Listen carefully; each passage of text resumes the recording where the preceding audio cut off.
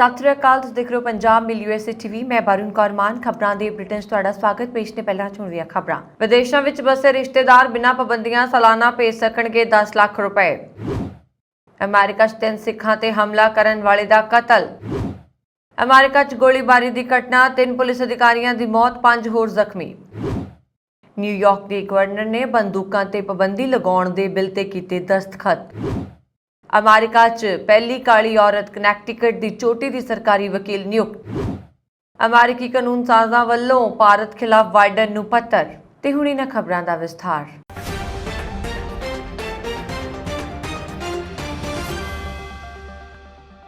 ਜੇਕਰ ਤੁਹਾਡਾ ਕੋਈ ਰਿਸ਼ਤੇਦਾਰ ਵਿਦੇਸ਼ ਵਿੱਚ ਰਹਿੰਦਾ ਹੈ ਤਾਂ ਉਹ ਬਿਨਾਂ ਕਿਸੇ ਰੁਕਾਵਟ ਦੇ ਤੁਹਾਨੂੰ ਸਾਲ ਵਿੱਚ 10 ਲੱਖ ਰੁਪਏ ਤੱਕ ਭੇਜ ਸਕਦਾ ਹੈ। ਇਸ ਦੇ ਲਈ ਤੁਹਾਨੂੰ ਕਿਸੇ ਸਰਕਾਰੀ ਵਿਭਾਗ ਜਾਂ ਪ੍ਰਸ਼ਾਸਨਿਕ ਇਕਾਈ ਨੂੰ ਸੂਚਨਾ ਦੇਣ ਦੀ ਲੋੜ ਵੀ ਨਹੀਂ ਪਏਗੀ। ਪਹਿਲਾਂ ਅੰਸ਼ਦਾਨ ਦੀ ਇਹ ਹੱਦ 1 ਲੱਖ ਰੁਪਏ ਸੀ। ਸਰਕਾਰ ਨੇ ਇਸ ਦੇ ਲਈ ਮੌਜੂਦਾ ਵਿਦੇਸ਼ੀ ਅੰਸ਼ਦਾਨ ਐਕਟ 2011 ਦੇ ਨਿਯਮਾਂ ਵਿੱਚ 7 ਬਦਲਾਅ ਕੀਤੇ ਨੇ। ਬਦਲੇ ਹੋਏ ਨਿਯਮ 1 ਜੁਲਾਈ ਤੋਂ ਲਾਗੂ ਹੋ ਗਏ ਨੇ। ਨਵੇਂ ਨਿਯਮ ਦੇ ਨਾਲ ਕੇਂਦਰੀ ਗ੍ਰਹਿ ਮੰਤਰੀ ਵੱਲੋਂ ਇੱਕ ਗਜ਼ਟ ਨੋਟੀਫਿਕੇਸ਼ਨ ਜ਼ਰੀਏ ਸ਼ੁੱਕਰਵਾਰ ਦੀ ਰਾਤ ਵਿਦੇਸ਼ੀ ਅੰਸ਼ਦਾਨ ਸੋਧ ਨਿਯਮ 2022 ਨੂੰ ਨੋਟੀਫਾਈ ਕੀਤਾ ਗਿਆ। ਨੋਟੀਫਿਕੇਸ਼ਨ ਵਿੱਚ ਗ੍ਰਹਿ ਮੰਤਰਾਲਾ ਨੇ ਇਹ ਵੀ ਕਿਹਾ ਕਿ ਜੇਕਰ ਵਿਦੇਸ਼ੀ ਅੰਸ਼ਦਾਨ ਦੀ ਰਕਮ 10 ਲੱਖ ਰੁਪਏ ਤੋਂ ਜ਼ਿਆਦਾ ਹੋਏਗੀ ਤਾਂ ਪ੍ਰਾਪਤਕਰਤਾ 90 ਦਿਨਾਂ ਅੰਦਰ ਉਸ ਦੀ ਸੂਚਨਾ ਸਰਕਾਰ ਨੂੰ ਦੇ ਸਕਦਾ ਹੈ। ਪਹਿਲਾਂ 30 ਦਿਨਾਂ 'ਚ ਸੂਚਨਾ ਦੇਣ ਦੀ ਤਜਵੀਜ਼ ਸੀ। ਇਸ ਦੇ ਲਈ ਨਿਯਮ 6 ਬਦਲਾਅ ਕੀਤਾ ਗਿਆ ਹੈ। ਵਿਦੇਸ਼ੀ ਅੰਸ਼ਦਾਨ ਨਾਲ ਸੰਬੰਧਿਤ ਬੈਂਕ ਖਾਤਿਆਂ ਨਾਲ ਜੁੜੇ ਨਿਯਮ 9 'ਚ ਵੀ ਬਦਲਾਅ ਕੀਤਾ ਗਿਆ ਹੈ। ਜੇਕਰ ਵਿਦੇਸ਼ ਤੋਂ ਮਿਲਣ ਵਾਲੇ ਪੈਸੇ ਤੋਂ ਉਸ ਦੀ ਵਰਤੋਂ ਨਾਲ ਜੁੜੇ ਬੈਂਕ ਖਾਤੇ 'ਚ ਕਿਸੇ ਤਰ੍ਹਾਂ ਦਾ ਬਦਲਾਅ ਕੀਤਾ ਜਾਂਦਾ ਹੈ ਤਾਂ ਸੰਬੰਧਿਤ ਵਿਅਕਤੀਆਂ, ਸੰਗਠਨਾਂ ਜਾਂ NGO ਨੂੰ ਕੇਂਦਰੀ ਗ੍ਰਹਿ ਮੰਤਰੀ ਨੂੰ ਇਸ ਦੀ ਸੂਚਨਾ 45 ਦਿਨਾਂ ਅੰਦਰ ਦੇਣੀ ਹੋਏਗੀ। ਪਹਿਲਾਂ ਇਹ ਸਮਾਂ 30 ਦਿਨ ਦਾ ਸੀ। ਅਮਰੀਕਾ ਦੇ ਨਿਊਯਾਰਕ ਸ਼ਹਿਰ ਵਿੱਚ 3 ਸਿੱਖਾਂ ਤੇ ਨਸਲੀ ਹਮਲਾ ਕਰਨ ਵਾਲੇ 19 ਸਾਲਾ ਵਰਨੌਨ ਡਗਲਸ ਦੀ ਅਣਪਛਾਤੇ ਹਮਲਾਵਰਾਂ ਨੇ ਛੁਰਾ ਮਾਰ ਕੇ ਹੱਤਿਆ ਕਰ ਦਿੱਤੀ। ਨਿਊਯਾਰਕ ਪੁਲਿਸ ਨੇ ਸਪਸ਼ਟ ਕੀਤਾ ਹੈ ਕਿ ਡਗਲਸ ਦਾ ਕਤਲ ਸਿੱਖਾਂ ਉੱਪਰ ਹਮਲੇ ਦਾ ਬਦਲਾ ਲੈਣ ਦੀ ਕਾਰਵਾਈ ਨਹੀਂ ਅਤੇ ਸ਼ੱਕੀ ਨੂੰ ਗ੍ਰਿਫਤਾਰ ਕਰਨ ਦੇ ਯਤਨ ਕੀਤੇ ਜਾ ਰਹੇ ਨੇ। ਪੁਲਿਸ ਮੁਤਾਬਕ ਵੀਰਵਾਰ ਰਾਤ ਬਰਾਊਨਸਵਿਲ ਦੇ ਲੌਟ ਐਵਨਿਊ ਨੇੜੇ ਰੌਕਵੇ ਐਵਨਿਊ ਵਿਖੇ ਲੜਾਈ ਦੌਰਾਨ ਕਿਸੇ ਵੀ ਵਰਨੌਨ ਦੀ ਛਾਤੀ ਵਿੱਚ ਛੁਰਾ ਮਾਰ ਦਿੱਤਾ। ਉਸ ਨੂੰ ਹਸਪਤਾਲ ਲਿਜਾਇਆ ਗਿਆ ਪਰ ਜ਼ਖਮੀ ਦੀ ਤਾਬ ਨਾਲ ਚੱਲਦਾ ਹੋਇਆ ਦਮ ਤੋੜ ਗਿਆ। ਅਮਰੀਕਾ ਦੇ ਕੈਂਟਕੀ ਰਾਜ ਵਿੱਚ ਇੱਕ ਵਿਅਕਤੀ ਨੇ ਪੁਲਿਸ ਟੀਮ ਤੇ ਗੋਲੀਬਾਰੀ ਕੀਤੀ ਜਿਸ ਵਿੱਚ 3 ਕਾਨੂੰਨ ਲਾਗੂ ਕਰਨ ਵਾਲੇ ਅਧਿਕਾਰੀਆਂ ਦੀ ਮੌਤ ਹੋ ਗਈ ਅਤੇ 5 ਹੋਰ ਜ਼ਖਮੀ ਹੋ ਗਏ। ਅਧਿਕਾਰੀਆਂ ਨੇ ਇਹ ਜਾਣਕਾਰੀ ਦਿੱਤੀ। ਇਹ ਘਟਨਾ ਵੀਰਵਾਰ ਰਾਤ ਕੈਂਟਕੀ ਰਾਜ ਦੇ ਐਲਨ ਕਸਬੇ ਵਿੱਚ ਵਾਪਰੀ। ਇਸ ਤੋਂ ਬਾਅਦ ਪੁਲਿਸ ਨੇ 49 ਸਾਲਾ ਦੋਸ਼ੀ ਲੌਂਸ ਸਟ੍ਰੋਜ਼ ਨੂੰ ਹਿਰਾਸਤ ਵਿੱਚ ਲੈ ਲਿਆ। ਪੁਲਿਸ ਦੀ ਟੀਮ ਵਾਰੰਟ ਦੇਣ ਲਈ ਉਸਦੇ ਘਰ ਗਈ ਸੀ। ਪੁਲਿਸ ਮੁਤਾਬਕ ਗੋਲੀਬਾਰੀ ਦੀ ਘਟਨਾ ਵਿੱਚ ਐਮਰਜੈਂਸੀ ਪ੍ਰਬੰਧਨ ਦਾ ਇੱਕ ਅਧਿਕਾਰੀ ਵੀ ਜ਼ਖਮੀ ਹੋ ਗਿਆ ਤੇ ਪੁਲਿਸ ਦਾ ਇੱਕ ਕੁੱਤਾ ਵੀ ਮਾਰਿਆ ਗਿਆ। ਫਲਾਈਟ ਕਾਉਂਟੀ ਦੇ ਸ਼ੈਰਿਫ ਜੌਨ ਹੰਟ ਨੇ ਸ਼ੁੱਕਰਵਾਰ ਨੂੰ ਪੱਤਰਕਾਰਾਂ ਨੂੰ ਦੱਸਿਆ ਕਿ ਗੋਲੀਬਾਰੀ ਵਿੱਚ 3 ਪੁਲਿਸ ਅਧਿਕਾਰੀ ਮਾਰੇ ਗਏ ਤੇ 5 ਹੋਰ ਜ਼ਖਮੀ ਹੋ ਗਏ। ਨਿਊਯਾਰਕ ਦੀ ਗਵਰਨਰ ਕੈਥੀ ਹੌਚੂਲ ਨੇ ਸ਼ੁੱਕਰਵਾਰ ਨੂੰ ਘੋਸ਼ਣਾ ਕੀਤੀ ਹੈ ਕਿ ਉਸਨੇ ਉਸ ਕਾਨੂੰਨ ਤੇ ਹਸਤਾਖਰ ਕੀਤੇ ਨੇ ਜੋ ਸ਼ਾਮ ਨੂੰ ਸੰਸਦ ਮੈਂਬਰਾਂ ਦੁਆਰਾ ਪਾਸ ਕੀਤਾ ਗਿਆ, ਜੋ ਕਿ ਲੁਕੇ ਹੋਏ ਕੈਰੀ ਕਾਨੂੰਨਾਂ ਤੇ ਸੁਪਰੀਮ ਕੋਰਟ ਦੇ ਹਾਲ ਹੀ ਦੇ ਫੈਸਲੇ ਦੇ ਜਵਾਬ ਵਿੱਚ ਤਿਆਰ ਕੀਤਾ ਗਿਆ ਸੀ। ਸੰਵੇਦਨਸ਼ੀਲ ਸਥਾਨਾਂ ਵਿੱਚ ਹਵਾਈ ਅੱਡੇ ਅਤੇ ਜਨਤਕ ਆਵਾਜਾਈ, ਮਨੋਰੰਜਨ ਸਥਾਨ, ਬਾਰ ਅਤੇ ਰੈਸਟੋਰੈਂਟ, ਪੂਜਾ ਘਰ ਅਤੇ ਟਾਈਮਜ਼ ਸਕੁਏਅਰ ਵੀ ਵਿੱਚ ਸ਼ਾਮਲ ਹੈ। ਇਸ ਫੈਸਲੇ ਦੀ ਨਜ਼ਦੀਕੀ ਸਮੀਖਿਆ ਅਤੇ ਸੰਵਿਧਾਨ ਅਤੇ ਨੀਤੀ ਮਾਹਿਰਾਂ, ਵਕੀਲਾਂ ਅਤੇ ਵਿਧਾਨਕ ਭਾਈਵਾਲਾਂ ਨਾਲ ਵਿਆਪਕ ਵਿਚਾਰ ਵਟਾਂਦਰੇ ਤੋਂ ਬਾਅਦ ਹੋਈ। ਗਵਰਨਰ ਨੇ ਕਿਹਾ ਕਿ ਮੈਨੂੰ ਇਸ ਮਹੱਤਵਪੂਰਨ ਵਿਧਾਨਕ ਪੈਕੇਜ ਤੇ ਹਸਤਾਖਰ ਕਰਨ ਤੇ ਮਾਣ ਹੈ ਜੋ ਸਾਡੇ ਬੰਦੂਕ ਦੇ ਕਾਨੂੰਨਾਂ ਨੂੰ ਮਜ਼ਬੂਤ ਕਰੇਗਾ ਤੇ ਛੁਪੇ ਹੋਏ ਹਥਿਆਰਾਂ ਤੇ ਪਾਬੰਦੀਆਂ ਨੂੰ ਮਜ਼ਬੂਤ ਕਰੇਗਾ। ਗਵਰਨਰ ਨੇ ਇਸ ਗੱਲ ਦਾ ਪ੍ਰਗਟਾਵਾ ਇੱਕ ਬਿਆਨ ਵਿੱਚ ਕੀਤਾ। ਉਹਨਾਂ ਨੇ ਕਿਹਾ ਕਿ ਮੈਂ ਬਹੁਗਿਣਤੀ ਨੇਤਾ ਸਟੀਵਰਟ ਕੰਜ਼, ਸਪੀਕਰ ਹੇਸਟੀ ਅਤੇ ਵਿਧਾਨ ਸਭਾ ਵਿੱਚ ਸਾਡੇ ਸਾਰੇ ਭਾਈਵਾਲਾਂ ਦਾ ਇਸ ਨਾਜ਼ੁਕ ਮੁੱਦੇ ਨੂੰ ਤੁਰੰਤ ਅਤੇ ਸ਼ੁੱਧਤਾ ਨਾਲ ਲੈਣ ਦੀ ਇੱਛਾ ਲਈ ਧੰਨਵਾਦ ਕਰਨਾ ਚਾਹੁੰਦੀ ਹਾਂ। ਮੈਂ ਬੰਦੂਕ ਹਿੰਸਾ ਦੀ ਮਹਾਮਾਰੀ ਦਾ ਮੁਕਾਬਲਾ ਕਰਨ ਲਈ ਆਪਣੀ ਸ਼ਕਤੀ ਸਭ ਕੁਝ ਕਰਨਾ ਜਾਰੀ ਰੱਖਾਂਗੀ। ਨਵਾਂ ਬਿੱਲ 1 ਸਤੰਬਰ 2022 ਤੋਂ ਲਾਗੂ ਹੋਏਗਾ ਜੋ ਉਹਨਾਂ ਵੱਲੋਂ ਸ਼ੁੱਕਰਵਾਰ ਨੂੰ ਕਾਨੂੰਨ ਪਾਸ ਕੀਤਾ ਜੋ ਟਾਈਮਜ਼ ਸਕੁਏਅਰ ਅਤੇ ਸਾਰੇ ਜਨਤਕ ਆਵਾਜਾਈ ਸਮੇਤ ਸੰਵੇਦਨਸ਼ੀਲ ਸਥਾਨ ਵਿੱਚ ਬੰਦੂਕ ਨੂੰ ਲੁਕਾ ਕੇ ਲਿਜਾਣ ਤੇ ਪਾਬੰਦੀ ਲਗਾਵੇਗਾ। ਇਹ ਕਾਨੂੰਨ ਦਿਨ ਦੀ ਸ਼ੁਰੂ ਵਿੱਚ ਇੱਕ ਵਿਸ਼ੇਸ਼ ਸੈਸ਼ਨ ਦੌਰਾਨ ਪੇਸ਼ ਕੀਤਾ ਗਿਆ ਸੀ। ਰਾਜ ਦਾ ਕਾਨੂੰਨ ਜੋ ਸੀਮਿਤ ਹੈ, ਜੋ ਉਹਨਾਂ ਲੋਕਾਂ ਤੋਂ ਛੁਪਿਆ ਕੈਰੀ ਪਰਮਿਟ ਪ੍ਰਾਪਤ ਕਰ ਸਕਦਾ ਹੈ ਜਿਨ੍ਹਾਂ ਕੋਲ ਉਚਿਤ ਕਰਨਾ ਸੀ। ਨਿਊਯਾਰਕ ਸਟੇਟ ਸੈਨੇਟ ਡੈਮੋਕ੍ਰੈਟਿਕ ਬਹੁਮਤ ਨੇ ਇੱਕ ਬਿਆਨ ਵਿੱਚ ਕਿਹਾ ਕਿ ਇਹ ਫੈਸਲਾ ਰਾਜਾਂ ਨੂੰ ਲਾਇਸੈਂਸ ਦੀਆਂ ਲੋੜਾਂ ਜਾਰੀ ਕਰਨ ਦੀ ਆਗਿਆ ਦਿੰਦਾ ਹੈ। ਇਸ ਫੈਸਲੇ ਦੀ ਰੌਸ਼ਨੀ ਵਿੱਚ ਸੈਨੇਟ ਦੀ ਬਹੁਗਿਣਤੀ ਅਵੈਧ ਵਿਵਸਥਾ ਨੂੰ ਹੱਲ ਕਰਨ ਅਤੇ ਜਨਤਕ ਸੁਰੱਖਿਆ ਤੇ ਇਸ ਫੈਸਲੇ ਦੇ ਸੰਭਾਵੀ ਪ੍ਰਭਾਵਾਂ ਦਾ ਮੁਕਾਬਲਾ ਕਰਨ ਲਈ ਕਾਰਵਾਈ ਕਰ ਰਹੀ ਹੈ। ਅਮਰੀਕਾ ਵਿੱਚ ਪਹਿਲੀ ਵਾਰ ਕਿਸੇ ਕਾਲੀ ਔਰਤ ਨੂੰ ਕਨੈਕਟੀਕਟ ਦੀ ਮੁੱਖ ਸਰਕਾਰੀ ਵਕੀਲ ਨਿਯੁਕਤ ਕੀਤਾ ਗਿਆ। ਤਾਸ਼ਨ ਬੋਡੇਨ ਲੂਇਸ ਨੇ ਅਧਿਕਾਰਤ ਤੌਰ ਤੇ ਸ਼ੁੱਕਰਵਾਰ ਨੂੰ ਆਪਣਾ ਕੰਮ ਸ਼ੁਰੂ ਕੀਤਾ। ਬੋਡੇਨ ਲੂਇਸ ਨੇ ਕਿਹਾ ਕਿ ਉਹ ਰਾਜ ਦੀ ਅਪਰਾਧਕ ਨਿਆਂ ਪ੍ਰਣਾਲੀ ਵਿੱਚ ਘੱਟ ਗਿਣਤੀ ਗਾਹਕਾਂ ਵਿੱਚ ਵਧੇਰੇ ਵਿਸ਼ਵਾਸ ਪੈਦਾ ਕਰਨ ਦੀ ਉਮੀਦ ਕਰਦੀ ਹੈ। ਉਸਨੇ ਹਾਰਟਫੋਰਡ ਕੈਰੈਂਟ ਨੂੰ ਦੱਸਿਆ ਕਿ ਮੈਂ ਚਾਹੁੰਦੀ ਹਾਂ ਕਿ ਸਾਡੇ ਗਾਹਕ ਅਤੇ ਸਾਡੇ ਪਰਿਵਾਰ ਇਹ ਸਮਝਣ ਕਿ ਅਸੀਂ ਇਸ ਮੁਸ਼ਕਿਲ ਸਮੇਂ ਵਿੱਚ ਉਹਨਾਂ ਦੇ ਨਾਲ ਹਾਂ, ਅਸੀਂ ਉਹਨਾਂ ਦਾ ਸਮਰਥਨ ਕਰਦੇ ਹਾਂ। ਵਾਰਡਨ ਲੂਇਸ ਨੂੰ ਮਈ ਦੇ ਅਖੀਰ ਵਿੱਚ ਪਬਲਿਕ ਗਾਰਡ ਸਰਵਿਸ ਕਮਿਸ਼ਨ ਦੁਆਰਾ ਨਿਯੁਕਤ ਕੀਤਾ ਗਿਆ ਸੀ। ਡਿਵੀਜ਼ਨ ਹਰ ਸਾਲ ਅਪਰਾਧਿਕ ਬਾਲ ਸੁਰੱਖਿਆ, ਅਪਰਾਧ ਬਚਾਅ ਤੇ ਪਰਿਵਾਰਕ ਸਹਾਇਤਾ ਦੇ 1 ਲੱਖ ਤੋਂ ਵੱਧ ਮਾਮਲਿਆਂ ਵਿੱਚ ਗਾਹਕਾਂ ਦੀ ਨੁਮਾਇੰਦਗੀ ਕਰਦੀ ਹੈ। ਵਾਰਡਨ ਲੂਇਸ ਨੇ ਕਿਹਾ ਕਿ ਉਸ ਅਹੁਦੇ ਤੇ ਰਹਿਣ ਵਾਲੀ ਪਹਿਲੀ ਕਾਲੀ ਔਰਤ ਹੋਣ ਦੇ ਮਹੱਤਵ ਨੂੰ ਸਮਝਦੀ ਹੈ। ਉਸਨੇ ਕਿਹਾ ਕਿ ਨੁਮਾਇੰਦਗੀ ਮਾਇਨੇ ਰੱਖਦੀ ਹੈ। ਵਾਰਡਨ ਲੂਇਸ ਨੋਵਾਕ ਵਿੱਚ ਵੱਡੀ ਹੋਈ ਅਤੇ ਕੁਈਨੀਪਾਕ ਯੂਨੀਵਰਸਿਟੀ ਤੋਂ ਕਾਨੂੰਨ ਦੀ ਡਿਗਰੀ ਹਾਸਲ ਕੀਤੀ। ਉਸਨੇ ਪਬਲਿਕ ਪ੍ਰੋਸੀਕਿਊਟਰ ਸਰਵਿਸ ਦੇ ਕਨੈਕਟੀਕਟ ਡਿਵੀਜ਼ਨ ਵਿੱਚ ਸ਼ਾਮਲ ਹੋਣ ਤੋਂ ਪਹਿਲਾਂ ਨਿਊ ਹੈਵਨ ਵਿੱਚ ਇੱਕ ਅਸਥਾਈ ਸਹਾਇਕ ਲਾਅ ਕਲਰਕ ਵਜੋਂ ਆਪਣਾ ਕੈਰੀਅਰ ਸ਼ੁਰੂ ਕੀਤਾ ਸੀ। ਦਰਜਨ ਦੇ ਕਰੀਬ ਅਮਰੀਕੀ ਕਾਨੂੰਨ ਸਾਜ਼ਾਂ ਨੇ ਮੁਲਕ ਦੇ ਸਦਰ ਜੋ ਬਾਈਡਨ ਨੂੰ ਪੱਤਰ ਲਿਖ ਕੇ ਅਪੀਲ ਕੀਤੀ ਹੈ ਕਿ ਉਹ ਵਣਜ ਨਿਯਮ ਨੂੰ ਆਪਣੇ ਮੁਤਾਬਕ ਤੋੜਨ ਮਰੋੜਨ ਵਾਲੇ ਭਾਰਤ ਨੂੰ ਲੈ ਕੇ ਵਿਸ਼ਵ ਵਪਾਰ ਸੰਸਥਾ ਵਿੱਚ ਸਲਾਹ ਮਸ਼ਵਰੇ ਲਈ ਗੈਰ ਰਸਮੀ ਬੇਨਤੀ ਕਰੇ। ਬਾਈਡਨ ਨੂੰ ਲਿਖੇ ਪੱਤਰ ਵਿੱਚ 12 ਸੰਸਦ ਮੈਂਬਰਾਂ ਨੇ ਕਿਹਾ ਕਿ ਵਿਸ਼ਵ ਵਪਾਰ ਸੰਗਠਨ ਦੇ ਮੌਜੂਦਾ ਨਿਯਮ ਸਰਕਾਰ ਨੂੰ ਵਸਤਾਂ ਦੇ ਉਤਪਾਦਨ ਮੁੱਲ ਦੇ 10% ਤੱਕ ਸਬਸਿਡੀ ਦੇਣ ਦੀ ਖੁੱਲ੍ਹ ਦਿੰਦੇ ਨੇ, ਪਰ ਭਾਰਤ ਸਰਕਾਰ ਨੇ ਚੌਲਾਂ ਤੇ ਕਣਕ ਸਣੇ ਕਈ ਵਸਤਾਂ ਦੇ ਉਤਪਾਦਨ ਦੇ ਅੱਧੇ ਤੋਂ ਵੱਧ ਮੁੱਲ ਦੇ ਸਬਸਿਡੀ ਦੇਣਾ ਜਾਰੀ ਰੱਖਿਆ ਹੋਇਆ। ਸੰਸਦ ਮੈਂਬਰਾਂ ਨੇ ਪੱਤਰ ਵਿੱਚ ਦੋਸ਼ ਲਗਾਇਆ ਕਿ ਭਾਰਤ ਵੱਲੋਂ ਨਿਯਮਾਂ ਦੀ ਪਾਲਣਾ ਨਾ ਕੀਤੇ ਜਾਣ ਅਤੇ ਬਾਈਡਨ ਪ੍ਰਸ਼ਾਸਨ ਵੱਲੋਂ ਅਮਲੀ ਰੂਪ ਦੇਣ ਦੀ ਘਾਟ ਨੇ ਚੌਲਾਂ ਤੇ ਕਣਕ ਦੀਆਂ ਕੀਮਤਾਂ ਤੇ ਉਤਪਾਦਨ ਨੂੰ ਘੱਟ ਕਰਕੇ ਅਤੇ ਅਮਰੀਕੀ ਉਤਪਾਦਕਾਂ ਨੂੰ ਘਾਟੇ ਵਿੱਚ ਪਾ ਕੇ ਆਲਮੀ ਖੇਤੀ ਉਤਪਾਦਨ ਤੇ ਵਪਾਰ ਦੇ ਤਰੀਕਿਆਂ ਨੂੰ ਵਿਗਾੜ ਦਿੱਤਾ ਹੈ। ਪੱਤਰ 'ਚ ਕਿਹਾ ਗਿਆ ਹੈ ਕਿ ਭਾਰਤ ਦੇ ਇਹ ਤੌਰ ਤਰੀਕੇ ਆਲਮੀ ਪੱਧਰ ਤੇ ਵਪਾਰ ਦਾ ਨੁਕਸਾਨ ਕਰ ਰਹੇ ਨੇ ਤੇ ਅਮਰੀਕੀ ਕਿਸਾਨਾਂ ਤੇ ਪਸ਼ੂ ਪਾਲਕਾਂ ਨੂੰ ਅਸਰ ਅੰਦਾਜ਼ ਕਰ ਰਹੇ ਨੇ। ਪੱਤਰ ਸੰਸਦ ਮੈਂਬਰ ਟੈਰੇਸੀ ਮਾਨ ਤੇ ਰਿਕ ਕਾਫੋਰਡ ਦੀ ਅਗਵਾਈ ਵਿੱਚ ਲਿਖਿਆ ਗਿਆ ਹੈ। ਅਮਰੀਕਾ ਦੀ ਨਿਊਯਾਰਕ ਸਿਟੀ ਵਿੱਚ ਸ਼ਨੀਵਾਰ ਸਵੇਰੇ ਇੱਕ ਅਪਾਰਟਮੈਂਟ ਦੀ 29ਵੀਂ ਮੰਜ਼ਿਲ ਤੋਂ ਡਿੱਗਣ ਕਾਰਨ ਇੱਕ 3 ਸਾਲ ਬੱਚੇ ਦੀ ਮੌਤ ਹੋ ਗਈ। ਬੱਚੇ ਦੇ ਡਿੱਗਣ ਦੀ ਸੂਚਨਾ ਮਿਲਣ ਤੇ ਪੁਲਿਸ ਮੌਕੇ ਤੇ ਪੁੱਜੀ, ਜਿੱਥੇ ਉਹਨਾਂ ਨੇ ਜ਼ਖਮੀ ਬੱਚੇ ਨੂੰ ਤੀਸਰੀ ਮੰਜ਼ਿਲ ਦੀ ਛੱਤ ਤੇ ਪਿਆ ਦੇਖਿਆ। ਬੱਚੇ ਨੂੰ ਨੇੜਲੇ ਹਸਪਤਾਲ ਲਿਜਾਇਆ ਗਿਆ, ਜਿੱਥੇ ਡਾਕਟਰਾਂ ਨੇ ਉਸ ਨੂੰ ਮ੍ਰਿਤਕ ਐਲਾਨ ਦਿੱਤਾ।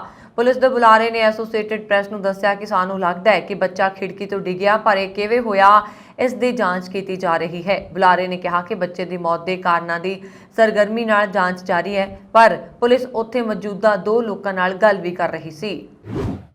ਕੁਝ ਸਾਲ ਪਹਿਲਾਂ ਰੂਜ਼ਾ ਇਗਨਾਤੋਵਾ ਨੇ ਆਪਣੇ ਆਪ ਨੂੰ ਕ੍ਰਿਪਟੋ ਕੁਈਨ ਦੱਸਿਆ ਤੇ ਇਸ ਤੇ ਵਨਕੋਇਨ ਨਾਮ ਦੀ ਕ੍ਰਿਪਟੋ ਕਰੰਸੀ ਬਣਾਉਣ ਦਾ ਦਾਅਵਾ ਕੀਤਾ। ਉਸਨੇ ਇਸ ਕਰੰਸੀ ਨੂੰ ਬਿਟਕੋਇਨ ਕਿਲਰ ਦਾ ਨਾਮ ਦਿੱਤਾ। ਰੂਜ਼ਾ ਹੁਣ ਫਿਰ ਤੋਂ ਸੁਰਖੀਆਂ ਵਿੱਚ ਹੈ ਕਿਉਂਕਿ FBI ਨੇ ਉਸ ਦਾ ਨਾਮ ਆਪਣੀ ਟੌਪ 10 ਮੋਸਟ ਵਾਂਟਡ ਸੂਚੀ ਵਿੱਚ ਸ਼ਾਮਲ ਕੀਤਾ। ਦੱਸਿਆ ਜਾ ਰਿਹਾ ਕਿ ਫਰਾਰ ਰੂਜ਼ਾ ਤੇ ਆਪਣੇ ਨਿਵੇਸ਼ਕਾਂ ਨਾਲ $4 ਬਿਲੀਅਨ ਦੀ ਧੋਖਾਧੜੀ ਕਰਨ ਦਾ ਦੋਸ਼ ਹੈ। ਰੂਜ਼ਾ ਇਗਨਾਟੋਵਾ ਦਾ ਜਨਮ 1980 ਵਿੱਚ ਬੁਲਗਾਰੀਆ ਦੇ ਸੋਫੀਆ ਵਿੱਚ ਹੋਇਆ ਸੀ।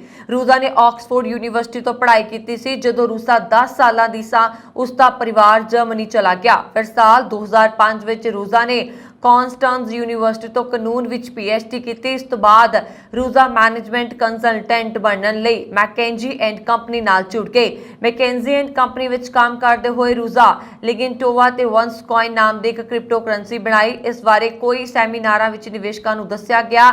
ਰੂਜ਼ਾ ਨੇ ਦਾਅਵਾ ਕੀਤਾ ਹੈ ਕਿ ਉਸਦੀ ਕ੍ਰਿਪਟੋ ਕਰੰਸੀ ਬਿਟਕੋਇਨ ਨੂੰ ਵੀ ਪਾਰ ਕਰ ਜਾਏਗੀ, ਜਿਸ ਤੋਂ ਬਾਅਦ ਕਈ ਲੋਕਾਂ ਨੇ ਰੂਜ਼ਾ ਦੀ ਕ੍ਰਿਪਟੋ ਕਰੰਸੀ ਵਿੱਚ ਨਿਵੇਸ਼ ਕੀਤਾ। ਹਾਲਾਂਕਿ ਹੁਣ ਅਰਬਾਂ ਡਾਲਰਾਂ ਦੀ ਫਰਜ਼ੀ ਕ੍ਰਿਪਟੋ ਕਰੰਸੀ ਇਕੱਠੀ ਕਰਨ ਤੋਂ ਬਾਅਦ ਫਰਾਰ ਚੱਲ ਰਹੇ ਰੂਜ਼ਾ ਦਾ ਨਾਮ FBI ਦੀ 10 ਮੋਸਟ ਵਾਂਟਡ ਸੂਚੀ ਵਿੱਚ ਸ਼ਾਮਲ ਹੋ ਗਿਆ। FBI ਸਪੈਸ਼ਲ ਏਜੰਟ ਰੋਨਾਲਡ ਸਿਮੋਕੋ ਨੇ ਇੱਕ ਬਿਆਨ ਵਿੱਚ ਕਿਹਾ, ਵਨਕੋਇਨ ਨੇ ਨਿਵੇਸ਼ਕਾਂ ਤੋਂ ਇੱਕ ਪ੍ਰਾਈਵੇਟ ਬਲੌਕਚੇਨ ਹੋਣ ਦਾ ਦਾਅਵਾ ਕੀਤਾ ਹੈ, ਜਦੋਂ ਕਿ ਹੋਰ ਕ੍ਰਿਪਟੋ ਕਰੰਸੀ ਦੇ ਨਾਲ ਅਜਿਹਾ ਨਹੀਂ ਹੈ।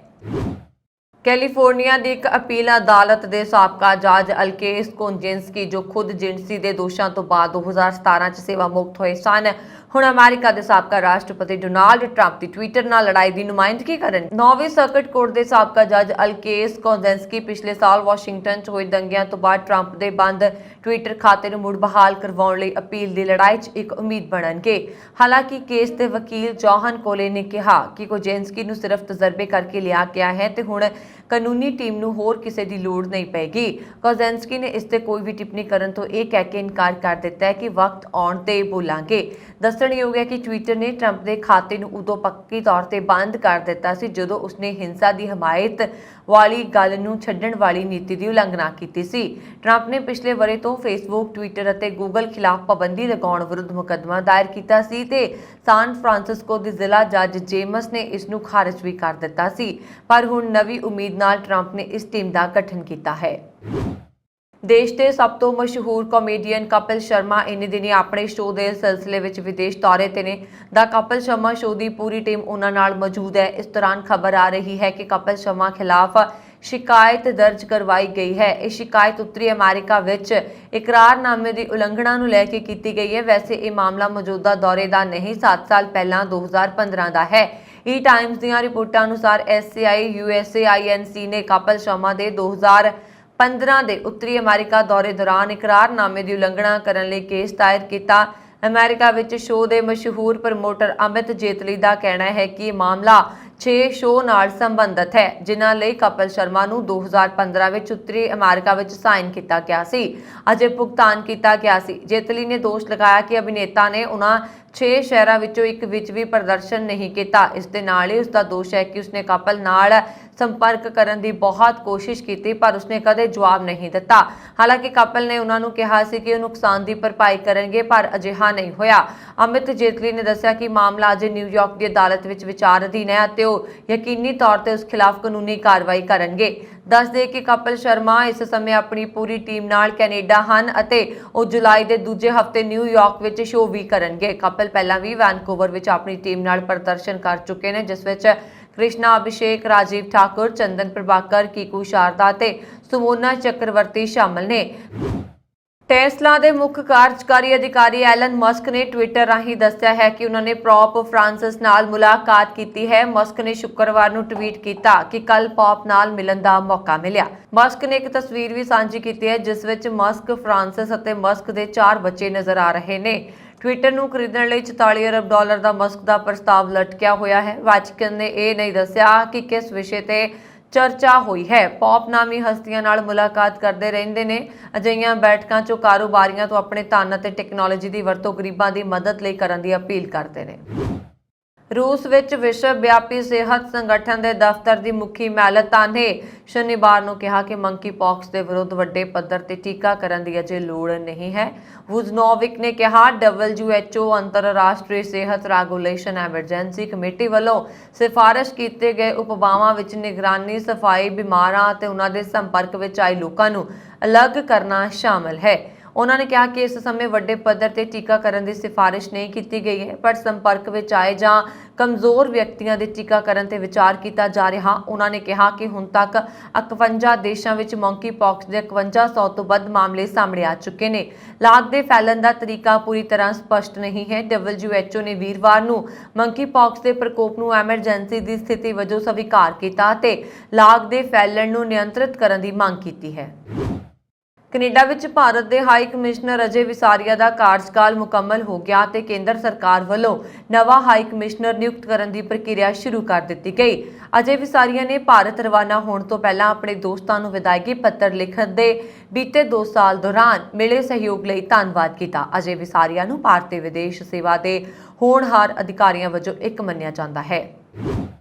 ਅਫਗਾਨਿਸਤਾਨ ਦੇ ਪੂਰਬੀ ਨੰਗਰਹਾਰ ਸੂਬੇ ਵਿੱਚ ਸ਼ਨੀਵਾਰ ਨੂੰ ਅਣਪਛਾਤੇ ਤੱਤਾਂ ਵੱਲੋਂ ਇੱਕ ਧਾਰਮਿਕ ਸਕੂਲ ਤੇ ਗ੍ਰਨੇਡ ਸੁੱਟੇ ਜਾਣ ਕਾਰਨ 8 ਲੋਕ ਜ਼ਖਮੀ ਹੋ ਗਏ। ਸਨੂਆ ਸਮਾਚਾਰ ਏਜੰਸੀ ਨੇ ਪੁਲਿਸ ਬੁਲਾਰੇ ਅਬਦੁਲ ਵਸੀਰ ਜ਼ਾਬੁਲੀ ਦੇ ਹਵਾਲੇ ਨਾਲ ਦੱਸਿਆ ਕਿ ਰੋਦਾਤ ਜ਼ਿਲ੍ਹੇ ਦੇ ਉਸਮਾਨ ਜ਼ੈਨੂਰੂ ਤੇ ਗ੍ਰਨੇਡ ਹਮਲਾ ਸ਼ਨੀਵਾਰ ਤੜਕੇ ਹੋਇਆ ਤੇ ਸਾਰੇ ਜ਼ਖਮੀਆਂ ਨੂੰ ਹਸਪਤਾਲ ਲਿਜਾਇਆ ਗਿਆ। ਇਹ ਹਮਲਾ ਰਾਜਧਾਨੀ ਕਾਬੁਲ ਵਿੱਚ ਧਾਰਮਿਕ ਵਿਦਵਾਨਾਂ ਅਤੇ ਬਜ਼ੁਰਗਾਂ ਦੇ 3 ਦਿਨ ਇਕੱਠ ਦੌਰਾਨ ਹੋਇਆ, ਜੋ ਸ਼ਨੀਵਾਰ ਨੂੰ ਸਮਾਪਤ ਹੋਏਗਾ। ਇਸ ਦੌਰਾਨ ਜ਼ਿਰਗਾ ਜਾਂ ਵਿਸ਼ਾਲ ਇਕੱਠ ਦੇ ਭਾਗੀਦਾਰਾਂ ਤੋਂ ਕਈ ਮੁੱਦਿਆਂ ਤੇ ਆਪਣੇ ਫੈਸਲਿਆਂ ਦਾ ਐਲਾਨ ਕਰਨ ਦੀ ਉਮੀਦ ਕੀਤੀ ਜਾਂਦੀ ਹੈ, ਜਿਸ ਵਿੱਚ 7ਵੀਂ ਤੋਂ 12ਵੀਂ ਜਮਾਤ ਤੱਕ ਦੀਆਂ ਲੜਕੀਆਂ ਲਈ ਸਕੂਲ ਮੁੜ ਖੋਲ੍ਹਣਾ, ਸਰਕਾਰ ਦੀ ਕਿਸਮ, ਰਾਸ਼ਟਰੀ ਝੰਡੇ ਅਤੇ ਰਾਸ਼ਟਰੀ ਗੀਤ ਸ਼ਾਮਲ ਨੇ।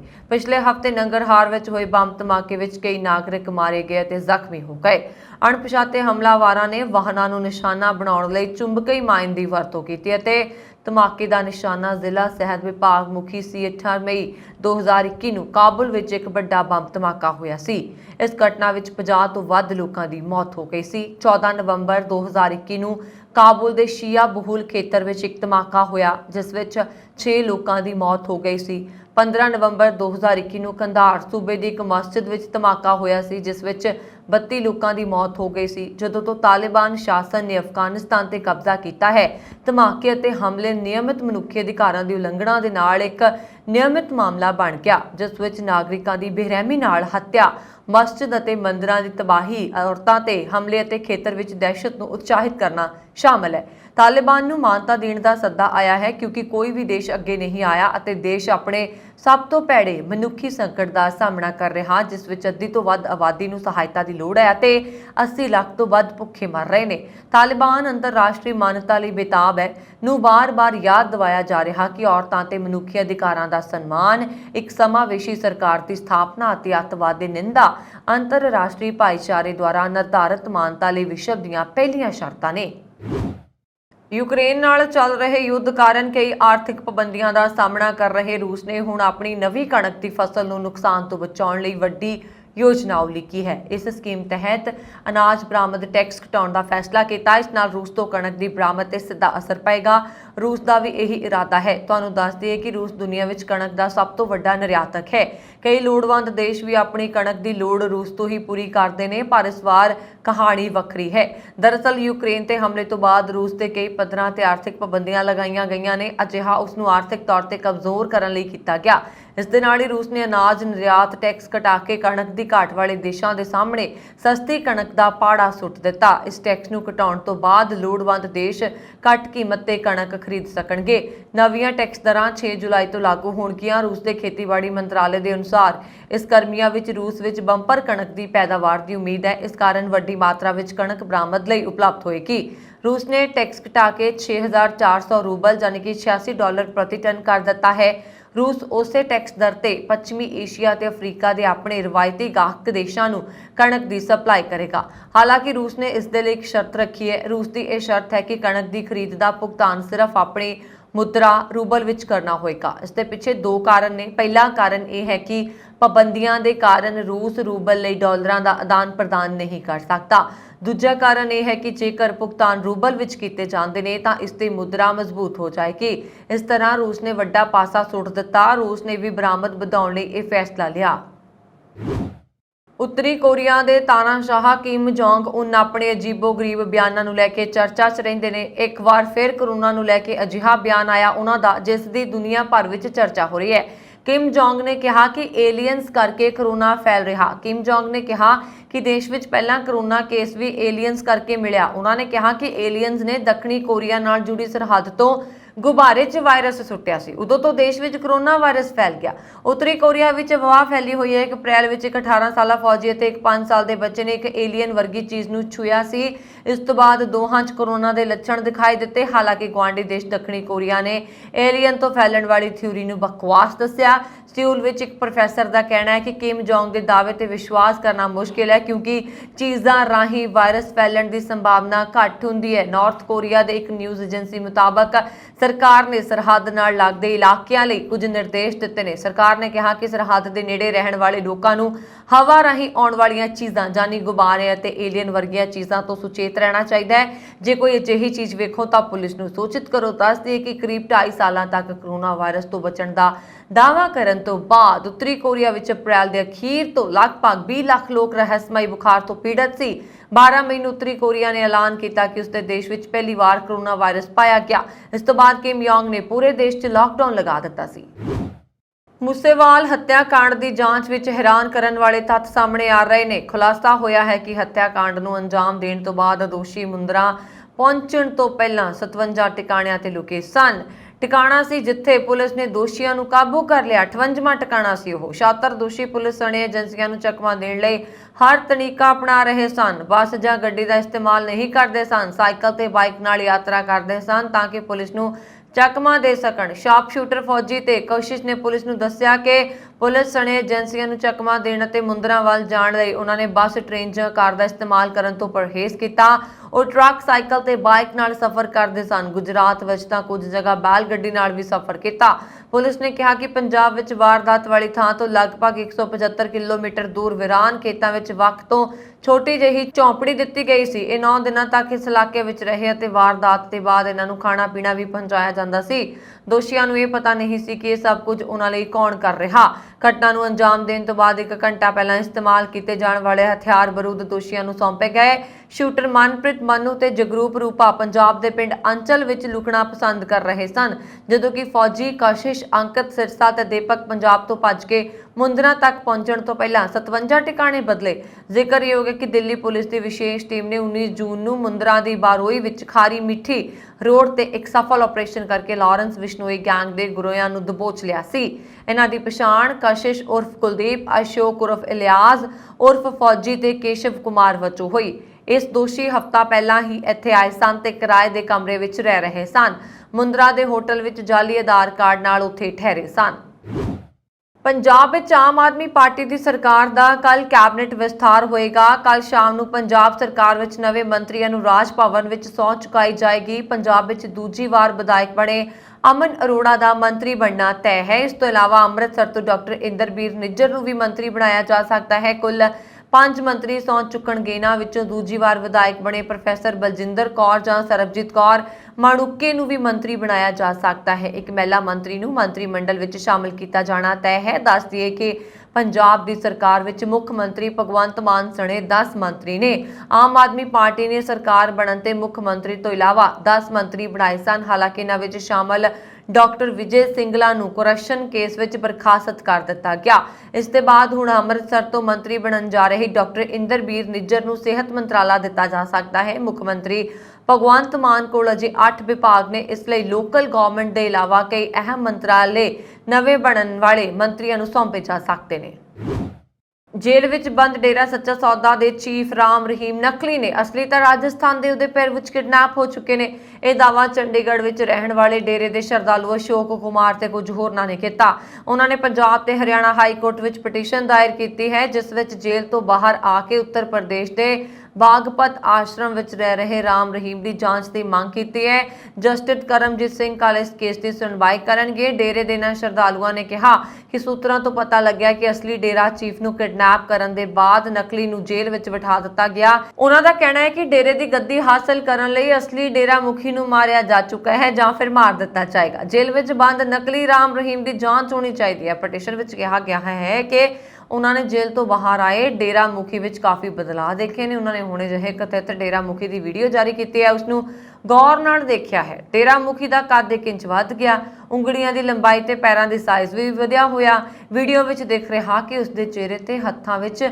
ਮਾਸਕਿੰਗ ਸੀ ਜੋ ਬਦਲ ਗਈ ਹੈ। ਪਟੀਸ਼ਨ ਦਾਇਰ ਕਰਨ ਵਾਲਿਆਂ ਨੇ ਕਿਹਾ ਕਿ ਕਥਿਤ ਡੇਰਾ ਮੁਖੀ ਨੂੰ ਉਸਦੇ ਕੁਝ ਪੁਰਾਣੇ ਦੋਸਤ ਮਿਲੇ ਸਨ ਜਿਨ੍ਹਾਂ ਨੂੰ ਉਹ ਪਛਾਣ ਨਹੀਂ ਸਕਿਆ। ਇਸ ਤੋਂ ਸਾਫ਼ ਹੈ ਕਿ ਉਹ ਨਕਲੀ ਡੇਰਾ ਮੁਖੀ ਹੈ। ਕਿਸਾਨਾਂ ਨਾਲ ਜੁੜੇ ਮੁੱਦਿਆਂ ਤੇ ਸੰਯੁਕਤ ਕਿਸਾਨ ਮੋਰਚਾ ਫਿਰ ਤੋਂ ਅੰਦੋਲਨ ਦੀ ਤਿਆਰੀ ਵਿੱਚ ਹੈ। ਖਾਸ ਕਰਕੇ ਘੱਟੋ-ਘੱਟ ਸਮਰਥਨ ਮੁੱਲ ਨੂੰ ਲੈ ਕੇ ਕੇਂਦਰ ਸਰਕਾਰ ਦੀ ਵਾਅਦਾ ਖਿਲਾਫੀ ਤੋਂ ਕਿਸਾਨ ਨਾਰਾਜ਼ ਨੇ। ਐਮਐਸਪੀ ਸਣੇ ਹੋਰ ਮੁੱਦਿਆਂ ਦੀ ਚਰਚਾਵਾਂ ਲਈ ਐਸਕੇਐਮ ਨੇ ਰਾਸ਼ਟਰੀ ਕੋਰ ਕਮੇਟੀ ਦੀ ਮਹੱਤਵਪੂਰਨ ਬੈਠਕ 3 ਜੁਲਾਈ ਨੂੰ ਗਾਜ਼ੀਆਬਾਦ ਵਿੱਚ ਐਕਸਪ੍ਰੈਸ ਵੇ ਸਥਿਤ ਇੱਕ ਫਾਰਮ ਹਾਊਸ ਵਿਖੇ ਸਵੇਰੇ 11 ਵਜੇ ਬੁਲਾਈ ਸੀ। ਇਸ ਤੋਂ ਪਹਿਲਾਂ ਸੰਯੁਕਤ ਕਿਸਾਨ ਮੋਰਚਾ ਦੀ ਬੈਠਕ ਸੋਨੀਪਤ ਵਿੱਚ ਹੋਈ ਸੀ। ਇਸ ਵਿੱਚ 26 ਜੂਨ ਨੂੰ ਦੇਸ਼ ਭਰ ਵਿੱਚ ਅਗਨੀਪਥ ਸਕੀਮ ਖਿਲਾਫ ਵਿਰੋਧ ਪ੍ਰਦਰਸ਼ਨ ਦਾ ਫੈਸਲਾ ਲਿਆ ਗਿਆ ਸੀ। ਉਸ ਤੋਂ ਬਾਅਦ ਹੁਣ ਇਹ ਬੈਠਕ ਗਾਜ਼ੀਆਬਾਦ ਵਿੱਚ ਹੋਣ ਜਾ ਰਹੀ ਹੈ। ਦਿੱਲੀ ਦੇ ਬਾਰਡਰਾਂ ਤੇ 13 ਮਹੀਨੇ ਤੱਕ ਚੱਲੇ ਕਿਸਾਨ ਅੰਦੋਲਨ ਦੀ ਅਗਵਾਈ ਕਰਨ ਵਾਲਾ ਇਹ ਮੋਰਚਾ ਬਣਿਆ ਸੀ। ਇਸ ਵਿੱਚ ਉੱਤਰ ਪ੍ਰਦੇਸ਼, ਹਰਿਆਣਾ, ਪੰਜਾਬ, ਰਾਜਸਥਾਨ ਸਣੇ ਸਾਰੇ ਸੂਬਿਆਂ ਦੇ ਕਿਸਾਨ ਸੰਗਠਨ ਜੁੜੇ ਹੋਏ ਨੇ। ਮੋਰਚੇ ਦੀ ਕੋਰ ਕਮੇਟੀ ਵਿੱਚ ਡਾਕਟਰ ਦਰਸ਼ਨਪਾਲ, ਜਗਜੀਤ ਸਿੰਘ ਦੱਲੇਵਾਲ, ਜੋਗਿੰਦਰ ਸਿੰਘ ਉਗਰਾਹਾਂ, ਸ਼ਿਵ ਕੁਮਾਰ ਸ਼ਰਮਾ ਆਦਿ ਸ਼ਾਮਲ ਨੇ। ਕਿਸਾਨ ਨੇਤਾ ਯੁੱਧਵੀਰ ਨੇ ਕਿਹਾ ਕਿ 10 ਜਨਵਰੀ 2022 ਨੂੰ ਜਦੋਂ ਦਿੱਲੀ ਬਾਰਡਰਾਂ ਤੇ ਕਿਸਾਨ ਅੰਦੋਲਨ ਖਤਮ ਹੋਇਆ, ਉਦੋਂ ਕੇਂਦਰ ਸਰਕਾਰ ਨੇ ਲਿਖਤ ਵਿੱਚ ਵਾਅਦਾ ਕੀਤਾ ਸੀ ਕਿ ਐਮਐਸਪੀ ਤੇ ਇੱਕ ਕਮੇਟੀ ਬਣੇਗੀ। ਇਸ ਕਮੇਟੀ ਵਿੱਚ ਕਿਸਾਨ ਹੋਣਗੇ। ਇਹ ਕਮੇਟੀ ਅੱਜ ਤੱਕ ਨਹੀਂ ਬਣ ਸਕੀ। रूस ਅਤੇ यूक्रेन ਵਿਚਾਲੇ जंग जारी है। रूस ਤੇ ਹਾਲੇ भी पाबंदियां लगाईਆਂ जा रही ਨੇ। इस दौरान रूसी राष्ट्रपति व्लादिमीर पुतिन की कथित प्रेमिका अलीना खिलाफ नवीं पाबंदियां लगाईਆਂ गईਆਂ ਨੇ। मीडिया रिपोर्टां मुताबक ओलंपिक सोन तमगा जेतू जिमनास्टिक की अलीना रूसी राष्ट्रपति पुतिन की प्रेमिका है ते कथित तौर ते दोवां दे दो बच्चे ने। हुण आस्ट्रेलिया ने कावाएवा ते नवीं पाबंदियां लगा दित्तियां ने। कीव इंडिपेंडेंट की रिपोर्ट मुताबक शुक्रवार नूं आस्ट्रेलिया ने 16 रूसियां ते पाबंदियां लगाईਆਂ ने। पाबंदियां विच अलीना कबेब दे नाल पुतिन दे परिवार दे मैंबर अते 3 रूसी मंत्री शामिल ने। अप्रैल विच जदों अमेरिका ने रूस ते पाबंदियां लगाईਆਂ सन तां इस गल ते चर्चा होई सी कि पुतिन की प्रेमिका ते पाबंदी लगाई जावे जां नहीं। मीडिया रिपोर्टां मुताबक आस्ट्रेलिया के गृह मंत्रालय ने एक बयान विच कहा कि रूस के खेतीबाड़ी मंत्री दमित्री, ट्रांसपोर्ट मंत्री विटाली दे नाल हाउसिंग अते यूटिलिटीज मंत्री इराक ते सुतंत्र पाबंदियां लगाईਆਂ गईਆਂ ਹਨ। दक्षिणी चीन सागर विच काम करन वाला एक उद्योगिक सहायता जहाज तूफान की लपेट में आउण कारण डुब गया। इस घटना विच 2 दर्जन तो ज्यादा लोगों के मारे जाने का खदशा है। हांगकांग बचाव सेवा ने शनिवार को यह जानकारी दी। अधिकारियों ने बचाव कार्य लई जहाज अते हैलीकॉप्टर रवाना किया ते शनिवार को स्थानक समय मुताबक शाम 5:30 बजे तक शिपिंग क्रू के 30 मैंबरों चों 3 नूं सुरक्षित कढ़िया जा सकिया। हांगकांग सरकारी उड़ान सेवा वालों जारी तस्वीर विच समुद्री जहाज़ां दे एक मैंबर नूं बचा हैलीकॉप्टर की मदद लेंदे देखा गया, जबकि जहाज समुद्र दीआं उच्चियां लहरां दरमियान डुब रहा सी। दुर्घटना हांगकांग तो 300 किलोमीटर दक्षिण विच वापरी। उड़ान सेवा ने जहाज के नां दा खुलासा नहीं किया है। इटली के वेनिस शहर ने अगले साल जनवरी तो इत्थे आने वाले सैलानियों लिए एंट्री फीस लाजमी कर दी है। इस दे नाल ही यह अजिही एंट्री फीस वसूलण वाला दुनिया का पहला शहर बनन जा रहा। इटली के टूरिज्म क्राउन विच स्थित वेनिस की यात्रा करने वाले सैलानियों को 16 जनवरी 2023 तो एंट्री फीस अदा करनी पेगी। वेनिस के सैर सपाटा अधिकारी सिमोन ने शुक्रवार को प्रेस कॉन्फ्रेंस में जानकारी दी। उन्होंने इसनूं महान क्रांति और हाइपर टूरिज्म समस्या का हल करार दिता। शहर वासियों को लंबे समय तो इस समस्या का सामना करना पै रहा है। CNN की एक रिपोर्ट के अनुसार एंट्री फीस की कीमत 3 तो 10 यूरो के विचकार होएगी। यह सैलानियों की गिनती के हिसाब नाल वख-वख होएगी। सैलानी जिन्नियां ज्यादा बेनतियां करनगे फीस की कीमत उन्नी ही बढ़ जाएगी। द इंडिपेंडेंट मुताबक जो सैलानी एंट्री फीस का भुगतान नहीं करेंगे उन्होंने 300 यूरो का जुर्माना देना होएगा। CNN की एक रिपोर्ट के अनुसार 6 साल तो घट उम्र के बच्चों और निवासियों को इस विच छूट दी जाएगी। उन्होंने कहा कि दिव्यांग व्यक्ति मकाना मालकां सेहत कारकना करके रिश्तेदारों को मिलन और किसी भी खेड और सभ्याचारक प्रोग्राम में हिस्सा लैण लई शहर में आने वाले लोगों को छूट दी जाएगी। अमेरिकी पुरुष फुटबॉल टीम ने कॉनकाफ पुरुष अंडर 20 चैंपीयनशिप के सैमीफाइनल में होंडारूस को हरा के 2008 के बाद पहली बार ओलंपिक के लिए क्वालीफाई किया। अमेरिका ने सान पेड्रो सूला के एसोसिएटेड मोराजान में शुक्रवार रात को हुए मुकाबले में होंडुरास को 3-0 नाल हराया। उन्होंने अपने 3 गोल मैच के शुरुआती 45 मिनटों करके न सिर्फ पेरिस 2024 अपनी जगह पक्की की है सगों CMUB के फाइनल विच भी जगह बनाई। फाइनल विच अमेरिका का मुकाबला डोमिनिक गणराज नाल होएगा जो सैमीफाइनल विच ग्वाटेमाला नूं पेनल्टी शूटआउट 4-2 नाल हरा के आ रही है। डोमिनिक गणराज ने भी पेरिस ओलंपिक 2024 विच अपनी जगह पक्की कर ली है। इस सन हुण तक दी खबरां मैनूं वरुण कौर मान नूं दिओ आग्या। होर खबरां दे लई साडा YouTube channel Punjab mail USA TV जरूर सबसक्राइब करो। सत श्री अकाल।